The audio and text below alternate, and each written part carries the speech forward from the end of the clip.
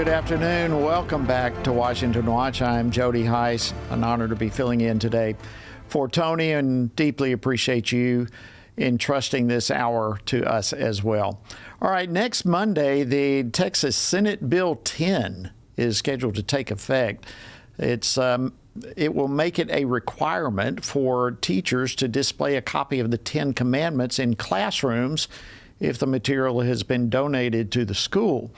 Although a district judge last week did block the statute from taking effect in the 11 school districts that are named in ongoing litigation, Texas Attorney General Ken Paxton announced earlier this week that all the schools not enjoined by litigation must abide by SB 10. So how might all of this Texas showdown ultimately play out? Well, joining me now to discuss this and more is Jonathan Saenz. He's the president and attorney for Texas Values, which is the family policy council for the great Lone Star State.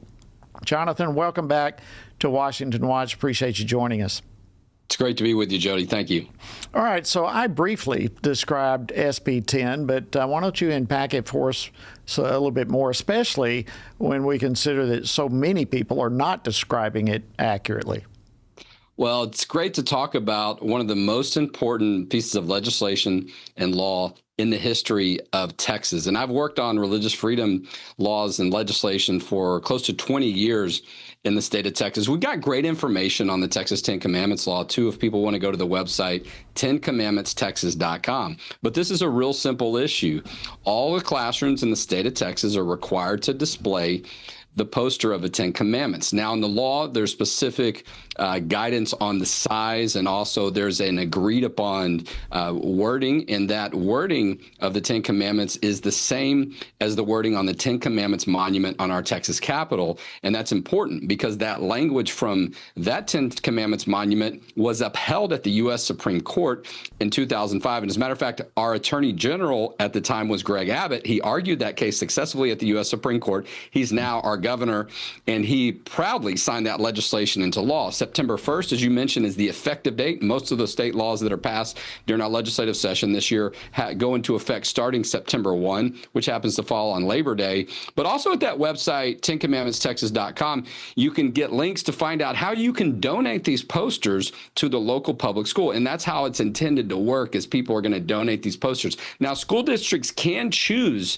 to purchase posters on their own. And through the website that we're using in our collaboration of great groups like Wall Builders and David Barton and others, they're only $1 for each poster, so it's really not much of an expense. But we estimate there are over 300,000 public school classrooms in the state of Texas.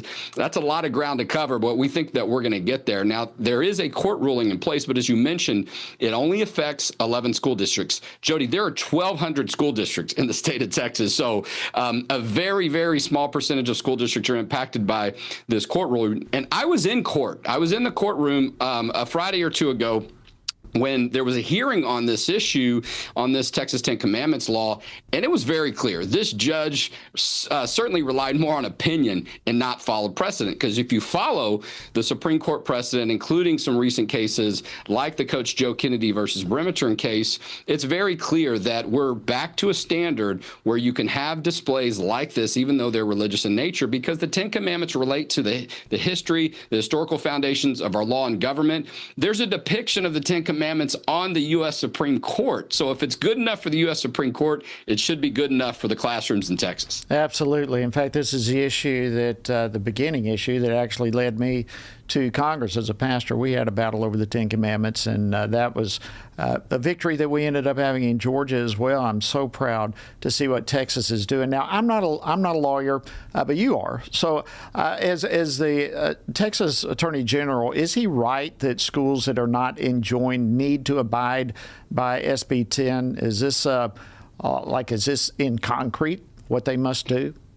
Well, it is correct that the school districts that were not a part of the litigation, and it was just 11, but if any school districts find themselves getting threatened by someone saying that they can't put up these 10 Commandments posters when this law goes into effect on September 1st, the Attorney General's office is ready to defend those school districts free of charge through Ken Paxton's Attorney General's office here in the state of Texas. Not only that, our good friends First Liberty Institute, led by Kelly Shackelford, who serves on the board of Texas Values, have joined our message, which we've been saying since this ruling, that all of those other school districts, okay, let me do the math, 1,189 school districts, the rest of them are not required to follow this court ruling because that ruling did not impact them. They were not a part of that litigation. And so this is a lower court ruling.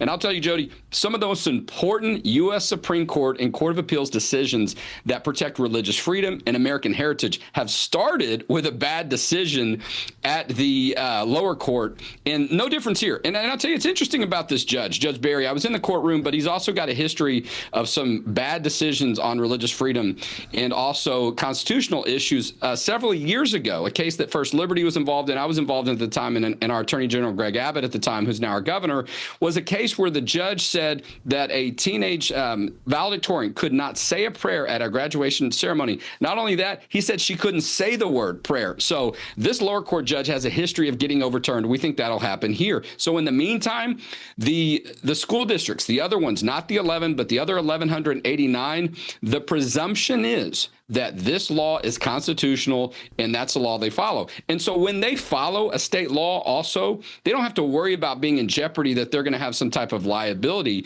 because as long as they're following state law, which they would be doing in this case, they'd have the protection of the Attorney General's office and they wouldn't face any particular liability themselves. Wow. Great news. Great to hear that. All right. We've got maybe 30 seconds or so. What's next in the litigation of this whole thing, SB 10?